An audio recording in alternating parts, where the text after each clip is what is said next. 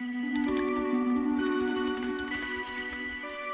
London at the moment, the whole emphasis is on house building, and it means that there's a huge kind of pressure on space, and there's a skewed amount of power that goes towards property developers. The city is becoming completely unattainable, and I think it grinds everybody down day to day. Like, you literally just feel like, oh my God, it's exhausting. Like, I just want to be. We're all continuously exploited by systems and structures that are really very short-sighted, because their objectives is the rapid accumulation of capital. But for what?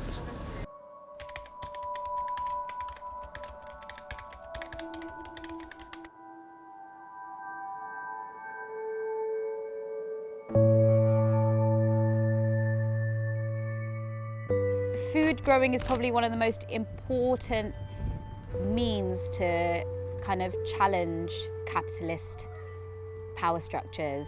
It's hugely important for people to engage with, because it's a way of people regaining and capturing control over resources. We see a lot of people coming here when they're at crossroads in their life, and the reason they're doing that is because they're searching for something, and the reason that they're able to grow and find themselves is because they're in a natural setting which doesn't have any expectations, and is almost the polar opposite of the general structures that we might function in society.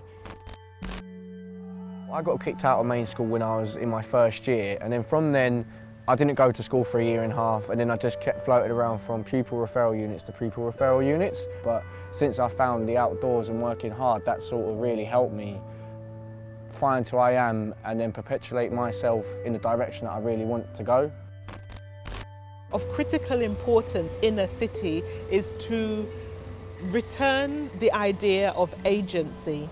So even if it's one tomato plant on the windowsill because you're living on the 22nd floor, it's important because it connects you with the idea of connecting with your creativity and your ability to produce. Then to do that collectively is even more powerful.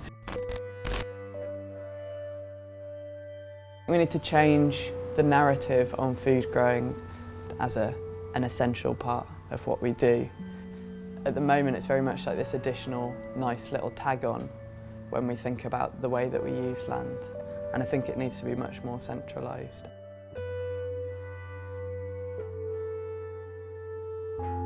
Being a part of CFGN amplifies our voice. Food growing is not just about food growing per se. It's about the companionship, it's about the rehabilitation, it's about community. I can't do this job by myself. I need a team, I need support, I need help. CFGN definitely does that.